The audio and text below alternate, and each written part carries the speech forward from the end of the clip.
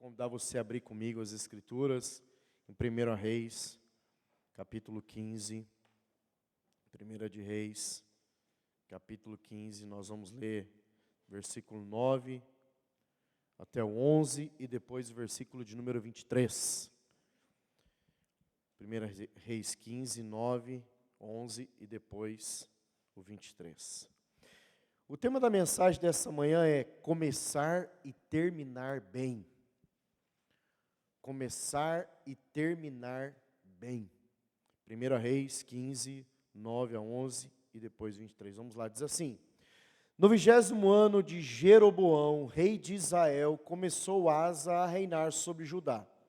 41 anos reinou em Jerusalém. Era o nome de sua mãe Maaca, filha de Absalão. Asa fez o que era reto perante o Senhor, como Davi, seu pai. Versículo agora de número 23, corre lá comigo, diz assim: Quanto aos mais atos de Asa, e a todo o seu poder, e a tudo quanto fez, e as cidades que edificou, porventura não estão escritos no livro da história dos reis de Judá? Porém, no tempo da sua velhice, padeceu dos pés. Vamos orar? Senhor Deus, nós colocamos esse tempo diante da presença do Senhor. Pedimos graça e sabedoria, e que o Espírito do Senhor possa revelar a Tua palavra, para que possamos andar nesse caminhar, segundo a palavra do Senhor, segundo as perspectivas dos céus. Essa é a nossa oração, no nome do Senhor Jesus. Aleluia. Amados, quando nós nos deparamos com esse texto, a gente precisa considerar algumas coisas, e uma coisa que nós precisamos considerar, já falei outras vezes aqui, mas vale a pena nós lembrarmos: pés sempre vai apontar para como estamos caminhando. Sempre encontrar pés na Bíblia, a referência de pés fala de caminhada, fala a respeito do que nos motiva, como está a nossa fé, como está a nossa santificação. Sempre a Bíblia falou de pés, está apontando para um contexto de caminhada, né? de avanço, de progressão na fé. E quando nós olhamos para as Escrituras, Asa é uma referência de como nós podemos perder o foco na caminhada, a ponto de trazer enfraquecimento nela.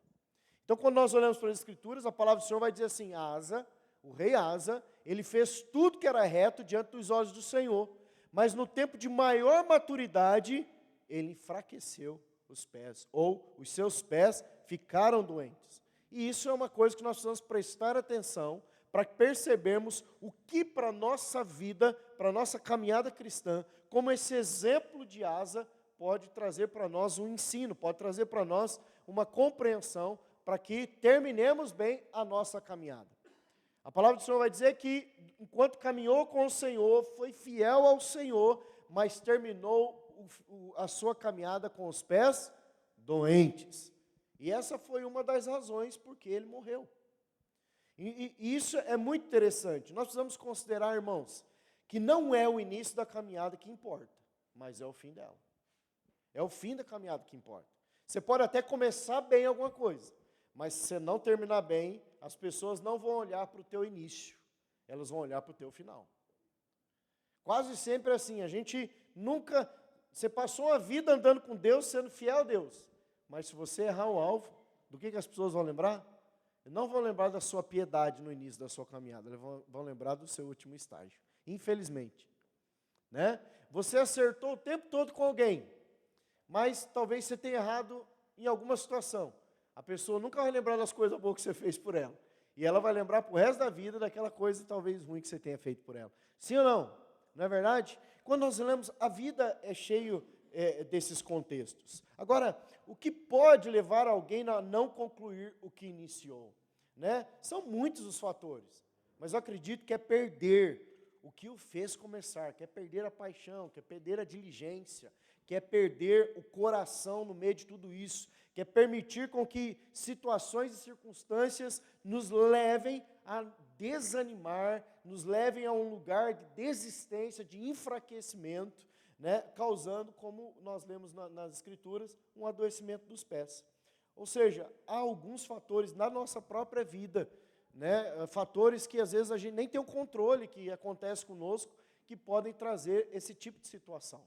falta de planejamento nosso mesmo, decisões que tomamos de maneira precipitada, não buscar conselho em pessoas mais sábias para o próximo passo das nossas vidas, fazer as coisas às vezes segundo as nossas próprias perspectivas e noção, né? Essas são fatores, situações que podem trazer o adoecimento dos pés, podem trazer prejuízo para o nosso caminhar.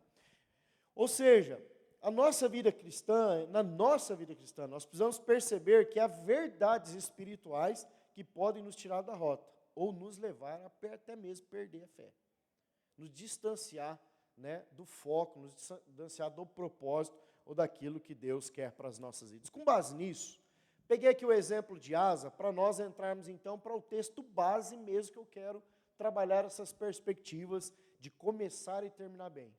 Antes de falar como terminar bem, eu quero mostrar o que pode nos fazer terminar mal. Então vamos para as Escrituras, 1 Timóteo, se você puder acompanhar comigo, 1 Timóteo, capítulo 1, nós vamos ler o versículo 19 e o versículo de número 20.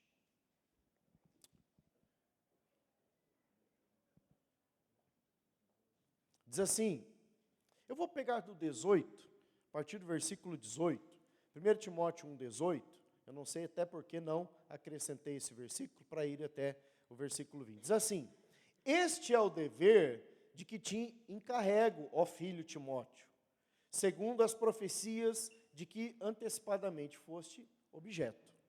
Combate firmemente nelas o bom combate, mantendo a fé, a boa consciência, porquanto alguns, tendo rejeitado a boa consciência, vieram a naufragar na fé.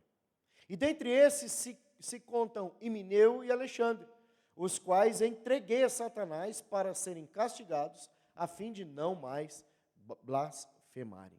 Bem, eu quero tomar esse texto como o trilho para nós falarmos sobre aquilo que pode fazer com que a gente acabe não terminando bem. Para depois, como eu disse, falar daquilo que vai nos levar a terminar bem.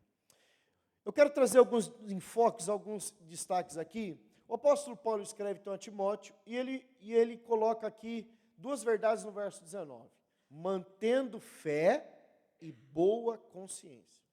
Mantendo fé e boa consciência. Por quê? Porque esse é o tema central da conversa. Esse é o tema central do que Paulo está trazendo. E é o tema central do fato de que Himeneu e Alexandre naufragaram na fé. E por que naufragaram na fé? A razão pela qual eles naufragaram na fé é justamente por não haver uma fé sustentada e dada manutenção pela palavra, mas também a ausência dessa boa consciência. E o que fez com que eles naufragassem na fé efetivamente é o que nós lemos no final do verso 20. A fim de não mais blasfemarem. Não mais blasfemarem é uma sugestão clara de que eles fizeram isso, em algum momento eles acabaram blasfemando. E eu quero mostrar para você o que está por detrás de cada palavra dessa. Quando a palavra do Senhor fala mantendo a fé, você sabe o que é fé, irmão. Não precisamos entrar ali no detalhe da fé, mas vamos entrar no detalhe da boa consciência. O que é a boa consciência? Essa palavra consciência, no grego, suneidesis, ela significa assim, consciência de algo, ver, ter visto com outros, ver, ter visto na própria mente, consigo mesmo. Ele diz assim, entender, perceber, compreender, conhecer pela própria mente por si mesmo, ter consciência de. Isso logo me faz lembrar de Atos capítulo 4, versículo 20, que é, pois nós não podemos deixar de falar das coisas que vimos e ouvimos. A boa consciência é a revelação daquilo que nós já entendemos, compreendemos, sentimos, nos foi ministrado, nos foi revelado e que nós carregamos e que o profeta fala assim para nós, quero trazer à memória o que me dá esperança. A boa consciência é trazer à memória valores das Escrituras que farão com que eu não adoeça na caminhada cristã. Amém? Você está comigo aqui? Sabe, e foi essa falta de boa consciência que levou o próximo passo de Himeneu e Alexandre a serem blasfemadores. E o que é blasfemar? Às vezes é dúvida, o que é blasfemar? Vamos lá, blasfemar nas Escrituras é a palavra também grega blasfemeu, que significa falar de modo repreensível, injuriar, insultar, caluniar, blasfemar. Ele diz assim, discurso ímpio e repreensível, injurioso contra a majestade divina. O que levou esses homens a naufragarem na fé, cair da graça de Deus, a perder, né, a vida no Senhor ou a caminhada no Senhor, está diretamente conectado com não trazer à memória valores que foram conhecidos, não trazer à memória valores que foram experimentados, mas, pelo contrário, começar a injuriar, falar mal, não reconhecer, não dar ênfase, não valorizar, dar mais ênfase às circunstâncias da vida do que o Deus que pode mudar qualquer situação, o Deus que pode fazer qualquer coisa, porque o nosso Deus não mudou. Hebreus 13 fala isso. Ele é o mesmo ontem, hoje e sempre. Então, queridos, o que significa naufragar na fé é que a razão de muitos começaram e não terminaram bem. E é sobre isso que eu quero mostrar para vocês, como alguns, por não entenderem o valor da boa consciência, porque essa é a ênfase do texto, da boa consciência, guardar o que nós já conhecemos, andar de acordo com o que nós já experimentamos, porque nós vimos e ouvimos, amém? Você já foi tocado por Deus, amém? Já foi ministrado pelo Senhor? Aí no seu coração, aí certamente na sua memória, como há no meu e na minha memória, no meu coração, na minha memória, os feitos do Senhor a meu favor. A razão pela qual esses homens voltam a dizer caíram é porque eles blasfemaram, se injuriaram, voltaram-se contra aquilo que eles mesmos experimentaram no início da caminhada e que perdeu no final dela. Vamos lá. Primeira coisa que eu acredito que pode fazer com que a gente termine mal. A apostasia da fé. Apostatar da fé. Então, 1 Timóteo capítulo 4, eu quero ler com você do versículo 1 ao 5, diz assim, ora, o Espírito afirma expressamente que nos últimos dias, a fé, diz assim, nos últimos tempos, alguns apostatarão da fé, por obedecerem, vamos lá, espíritos enganadores e a ensinos de demônios. Pela hipocrisia dos que falam mentiras e que têm cauterizada a própria consciência, que proíbem o casamento e exigem abstinência de alimentos que Deus criou para serem recebidos com ações de graças pelos fiéis e por quantos conhecem plenamente a verdade. Quando eu olho para esse texto, eu creio que um dos fatores que farão com que fazem com que as pessoas acabem não terminando bem é justamente a apostasia. E o que é apostasia? Fazer retroceder, fazer afastar-se, remover, retroceder, manter-se de lado, ir embora, deixar alguém, abandonar, afastar-se de alguém, abandonar, tornar-se infiel. Apostasia é isso. É alguém que experimentou a graça de Deus, mas escolheu por qualquer situação ou circunstância abandonar a fé cristã, abandonar ao Senhor, ser infiel segundo os princípios da palavra de Deus. Sabe, ou seja, nós poderíamos dizer que a apostasia quase sempre, ela acontece quando nós permitirmos que as circunstâncias nos tirem do Senhor, porque nós não estamos firmados sobre Ele, nós estamos fundamentados na palavra, nós estamos fundamentados em Cristo, e nós permitimos que as circunstâncias comecem a dominar o nosso coração. Para mim, apostasia, trazendo para um contexto mais próximo de nós, é quando nós deixamos de acreditar que o Deus que operou nas nossas vidas no passado não vai operar numa situação que nós estamos vivendo agora. E por isso, em vez de nós proferirmos e liberarmos a palavra de mudança para as nossas vidas, nós nos calamos e não trazemos à memória aquilo que vai nos trazer esperança. Não oramos, não buscamos, não clamamos e simplesmente seguimos as nossas vidas como se aquela situação da qual nós estamos vivendo, né, é natural, é normal e precisamos aceitar como está. A segunda coisa que eu acredito, querido, que pode fazer com que a gente termine mal é negar a fé. 1 Timóteo 5,8 diz assim: ora, se alguém não tem cuidado dos seus, especialmente os da própria casa, tem negado a fé e é pior do que o descrente. O que é negar a fé? A palavra negar é arneomai, significa negar, negar alguém, negar a si mesmo, considerar os seus próprios interesses ou provar falso para si mesmo, agir de modo inteiramente diferente em relação a si mesmo, negar, abnegar, repudiar, não aceitar, rejeitar, recusar algo oferecido. Negar a fé é quando nós rejeitamos valores e princípios da palavra de Deus que darão condições para podermos avançar e ver as nossas vidas progredindo no Senhor. Olha o que Apocalipse capítulo 2, versículo de número 3 diz: conheço o lugar em que habitas, onde está o trono de Satanás, o que conservas o meu nome e não negaste a minha fé.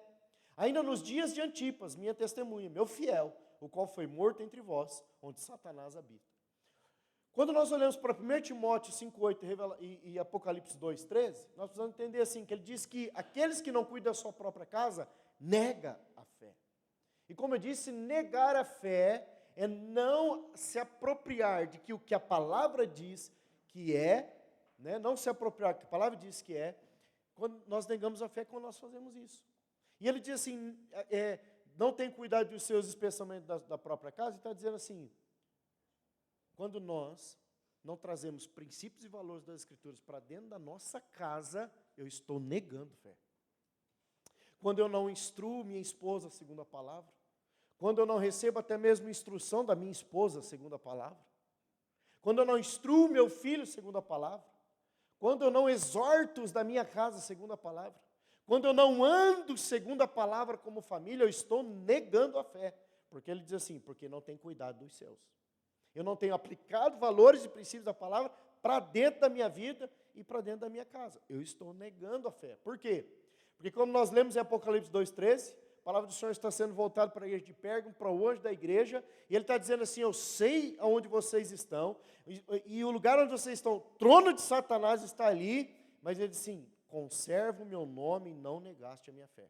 Ou seja, é quando nós, mesmo vivendo nesse mundo, jaz no maligno, e a gente continua andando em fé, e guardando o nome do Senhor, mantendo a postura cristã, e não permitindo que o nosso coração seja levado, ou nosso coração seja guiado segundo a mentalidade desse mundo. Ou seja, quando eu olho para negar a fé, eu acredito que isso está está conectado a um estilo de vida, ou uma conduta fora dos padrões de Deus e das suas Escrituras. Alguém que não está permitindo que a palavra da verdade transforme o seu coração, alguém que não está permitindo que a palavra mude o seu estilo de vida e a sua conduta, inclusive a sua casa, a sua vida profissional, os seus relacionamentos, alguém que não permite com que as verdades e os padrões das Escrituras dominem a sua própria vida, ele pode em algum momento acabar negando a fé. A semelhança de você estar no seu trabalho e a roda dos escarnecedores estão ali e eles começam a falar um monte de coisa terrível que você não deveria estar sentado nas rodas dos escarnecedores e às vezes você está brincando também com as mesmas coisas que eles estão a falar. Você se envolve com aquilo. Um descrente, um incrédulo, né, alguém começa a comunicar alguma coisa que não é bíblico, que fere valores que você carrega e simplesmente você não rebate, porque você não quer arrumar um problema. Ou eu não quero arrumar um problema. Negar a fé, negar a fé, como nós estamos falando, é alguém que não se posiciona como cristão na hora certa, no momento certo, para falar a coisa certa, para que haja uma mudança de cultura naquele lugar. Nós precisamos cuidar disso. Amém, irmãos? 3, que eu acredito que pode nos levar a não terminar bem. Desviar da fé.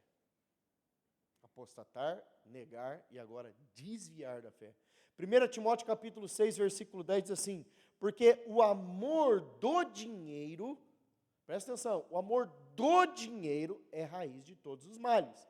E alguns, nessa cobiça se desviaram da fé, e a si mesmos se atormentaram com muitas dores. Amor do dinheiro. Alguns confundem, né? Algumas vezes muda até o sentido da palavra. O amor do dinheiro. Você já viu alguém que não tem muito dinheiro? Ele não tem. É avarento, mais do que já tem, com quem já tem. Eu já vi gente mais avarenta, não tendo dinheiro, né, e expressando avareza.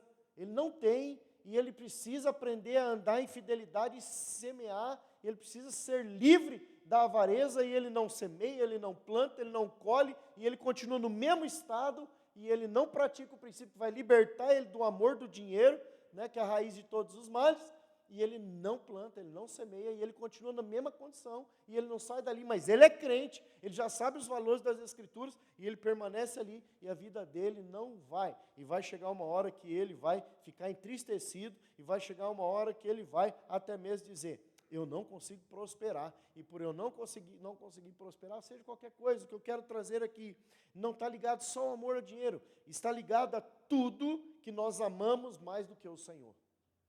Eu acredito que uma pessoa que vai desviar da fé é quando o amor dele está em alguma coisa, em alguma situação, em algum contexto, mais do que o Senhor. Sabe, irmãos, tem coisa aqui que a gente vivencia. Quem ama os filhos que tem aqui? Eu amo meus filhos, amém? Mas meu amor não pode ser maior do que o amor do Senhor. Se meu filho resolver desviar, eu também vou desviar com ele? Não. Se meu filho for querer desviar, não andar nos caminhos do Senhor, o que eu faço? Se for pequeno, já dou logo umas varadas. Tiro o telemóvel, tiro o PS, tiro a vida toda dele, se eu precisar tirar, para ele voltar para os caminhos do Senhor. Né?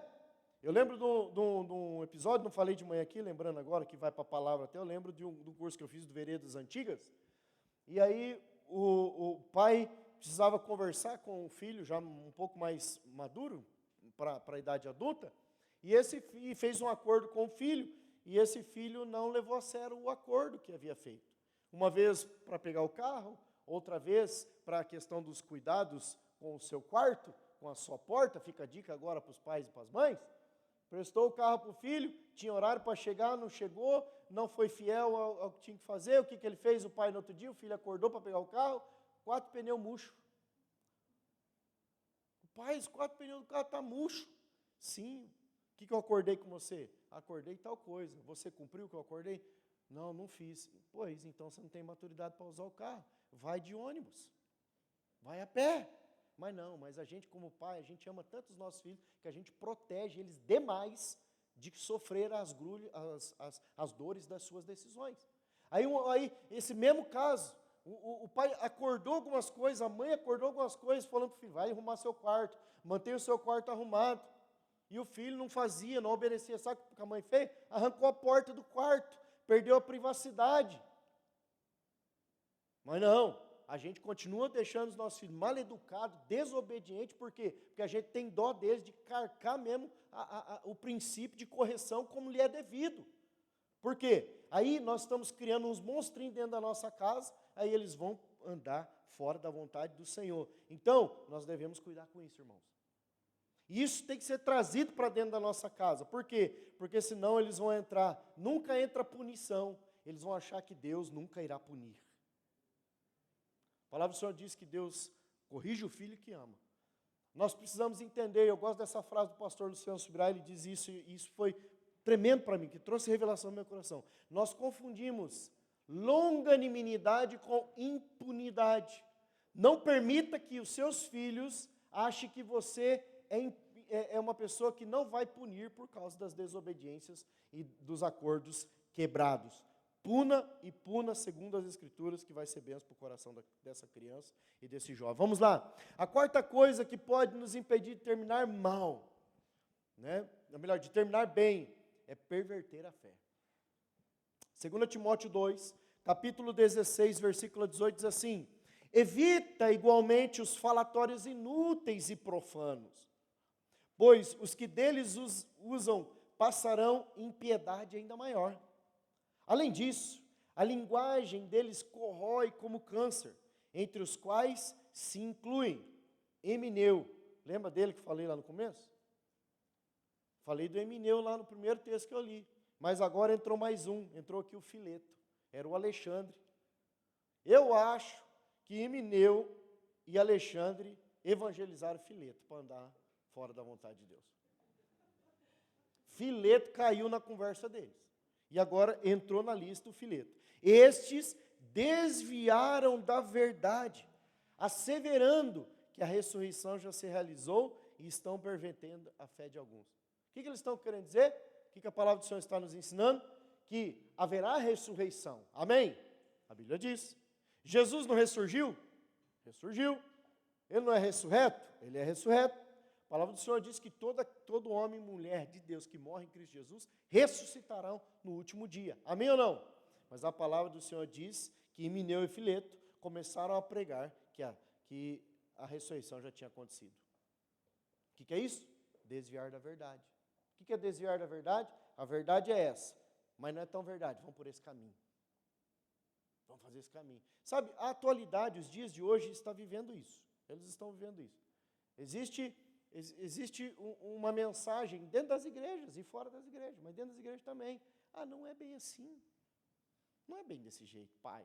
Olha, eu que já estou com meus 48 anos, né, vou fazer 49, dia 3 de dezembro, fica a dica, tá, irmão? 3 de dezembro, fica a dica. Né? Quer me deixar feliz? Vem me dar um abraço. Eu que já estou com meus 48 anos, eu já escuto meus filhos falar assim, ô velhinho. Irmão. Aí até aí até vai, né, Silas? Cabelo branco, né, Glauber? Nós, estamos juntos. Você está chegando lá também, irmão. Tem uns outros já chegou, o meu irmão lá já chegou também, né? Nós não estamos com barba branca, eu não deixo a minha barba crescer, porque não fica branca demais, daí não fica muito bonito, né, irmão? Mas brincadeira à parte. Mas, ô velhinho, o escutar até que é velhinho é uma coisa, irmão. Agora, escutar é o seguinte, você é careta, pai, você não sabe, nós estamos noutra vibe, é outro tempo, é outra mentalidade, é outra ideia. Eu não sei, gente, mas a gente escuta isso faz tempo já, né? E a palavra permanece a mesma, não mudou, não é verdade? A palavra permanece a mesma. A Bíblia diz, pode passar o tempo, as eras, os anos, a vida, a idade pode chegar, mas se tem uma coisa que não muda é a palavra de Deus. Sabe, nós precisamos entender que a palavra de Deus é a verdade. E perverter a palavra de Deus, ou seja, não acreditar na veracidade da palavra de Deus, e não andar segundo a veracidade da palavra de Deus, é perverter a fé. É mudar o sentido da verdade. E a palavra do Senhor nos chama a andar segundo a verdade. Sabe, eu creio que as pessoas que caíram, estão a cair, poderão cair, são as pessoas que justamente apostatam da fé, negam a fé, desviam-se da fé e pervertem a fé. 5. Vamos terminar aqui. Como começar e terminar bem, porque isso é importante. Vamos lá, 1 Timóteo capítulo 4, versículo 6. Diz assim as Escrituras: expondo estas coisas aos irmãos, serás bom ministro de Cristo Jesus, alimentando com a palavra da fé e da boa doutrina que tens seguido. Qual é a ênfase daqui? Alimentando com a palavra da fé e a boa doutrina que tens seguido. Amados, quando nós lemos o texto de 1 Timóteo 1, no verso 19, não precisa abrir, mas só vou citar aqui, a gente começa falando assim, mantendo fé e boa consciência. Mantendo fé e boa consciência. E nós defendemos que Emineu e Alexandre não mantiveram a boa consciência, por isso naufragaram na fé. O que nós estamos lendo aqui agora em 1 Timóteo 4,6 é o que o apóstolo Paulo reforça dentro daquilo que lemos no texto de início. Ele diz, expondo estas coisas aos irmãos, serás bom ministro de Cristo Jesus, alimentado com as palavras de fé e da boa doutrina. Palavras de fé e da boa doutrina. Palavras de fé.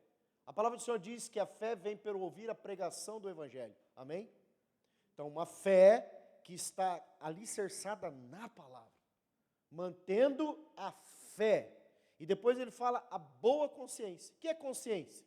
Boa consciência, através da boa doutrina, é conhecimento das Escrituras. A boa doutrina é o conhecimento das Escrituras, ou a boa consciência é o conhecimento das Escrituras. Então, para que eu possa manter uma fé firmada e ter uma boa consciência, eu preciso me alimentar da palavra. Eu preciso me alimentar da doutrina bíblica. Eu preciso me apoiar nessas verdades das Escrituras. Traduzindo para os dias atuais, irmão, você precisa ler a Bíblia. Não é só no culto. Não é só aqui na igreja. Você precisa ler a Bíblia todo dia. Por quê? Porque a leitura da boa doutrina vai nos levar a uma sustentação da boa consciência, para que nós não acabemos por praguejar, falar mal, injuriar, questionar as verdades das Escrituras. Por que as pessoas hoje, do modo geral, não querem mais estar na igreja? Porque não foi lhes ensinado e não foi pregado, não foi anunciado uma boa doutrina. Quase sempre a pregação do Evangelho de muitas décadas, de alguns ministros que se colocaram como ministros, quase sempre as pregações do Evangelho eram pregações voltadas para interesses pessoais, egoístas, e não de libertação das pessoas. E não de libertação das pessoas. Havia um conceito religioso por detrás. Um conceito religioso por detrás de toda a pregação do Evangelho. Olha que Judas, capítulo 1, capítulo único, versículo 3 e 4 diz: Amados, quando empregava toda a diligência em escrever-vos acerca da nossa comum salvação, foi que me senti obrigado, presta atenção nessa afirmação, me senti obrigado, aí diz, a corresponder-me convosco, exortando-vos a batalhardes diligentemente pela fé, que uma vez por todas foi entregue aos santos. Pois certos indivíduos se introduziram com dissimulação, os quais desde muito foram antecipadamente pronunciados para esta condenação. Homens ímpios, que transformam em libertinagem a graça do nosso Deus e negam o nosso único soberano e Senhor, Jesus Cristo. Por que negam? Porque trouxeram ensinos de demônios, como nós lemos. Trouxeram ensinos, como nós lemos aqui, introduziram com dissimulação. Trouxeram um tipo de ensino que não era verdadeiro, que não era real.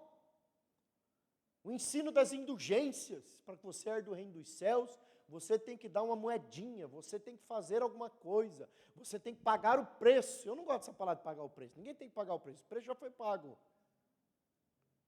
Você não tem que pagar preço nenhum, o preço já foi pago, você já foi salvo. O que você tem que fazer é ser cristão. É andar na verdade.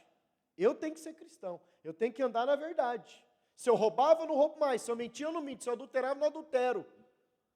Entende? Abandonar as práticas de pecado, porque é isso que dá testemunho de uma nova vida em Cristo Jesus. Eu tenho que pagar o preço, irmão, se você for pagar o preço, você não dá conta, não. Não dá conta, irmão. Às vezes uma pessoa dá uma pisadinha no dedo da gente, a gente já começa a arranhar, começa a reclamar.